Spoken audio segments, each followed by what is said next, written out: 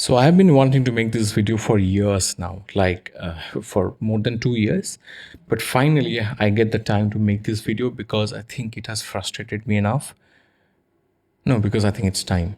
It's time because it's a very small problem that some of the Fuji bodies have, and I think it's an easy solve if someone takes notice and understands that how it can be such a crucial thing in actual use when someone owns a Fuji camera and travels with it and keeps it in the bag for many times and for long durations of time.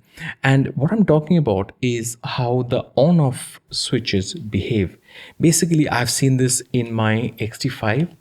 It didn't occur with my XT3. It was very much a problem with the XC4.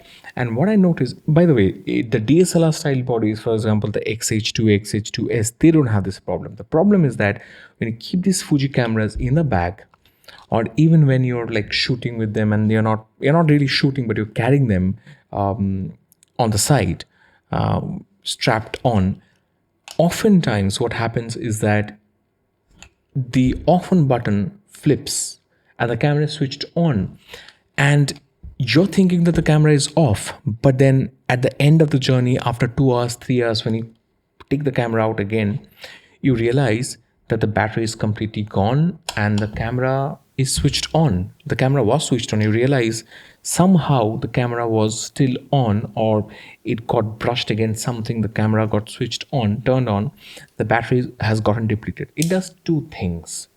Firstly, the batteries keep getting depleted and they die, right? And if you know about lithium ion batteries, you should charge them before they die completely, because that reduces the life of the battery. One cycle is gone. So like I typically take the battery out when it's at 20% or so, right? Or even at by 15%, I'm definitely taking the battery out and put it on charging, and I'm inserting another fresh fully charged battery. So I do that as a practice, but it becomes difficult to do that when without unknowingly, batteries get depleted like this. And these batteries are not exactly very cheap, let me tell you. These are third party batteries don't do it that well, and I would not recommend third party batteries. And these batteries, you would expect easily 2 3 years of life, right? But performance gets reduced if batteries keep getting depleted like this. That's the first problem. The second problem is that when I'm shooting, I often have the IBIS on, right? And the IBIS is this mechanical thing moving the sensor around continuously, right? Continuously inside the body.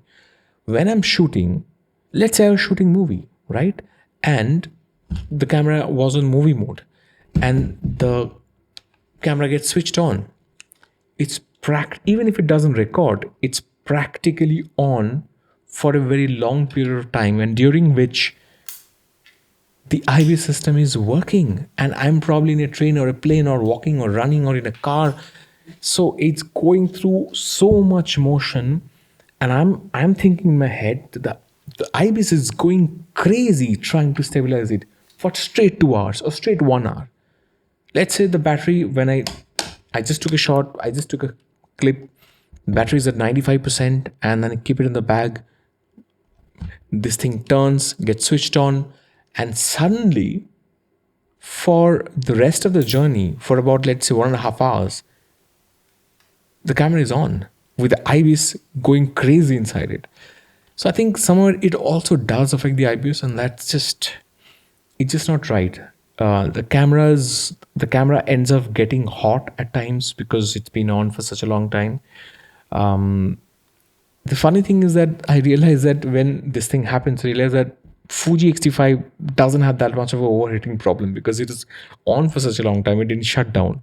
So that's my a very small inconvenience, and this small inconvenience can result into bigger problems with the camera, with the battery, and the whole system, which I wouldn't desire. So if you guys have also faced the same thing, write in the comment section, because I've been facing this thing for a long time, and I really like Fuji to rectify this in the next bodies. Just make the on and off button a bit stiffer. That'll do. That's it. So if you like this video, like subscribe and help me reach 10,000 subscribers in the next 3 months. I'm going to see you soon with another one.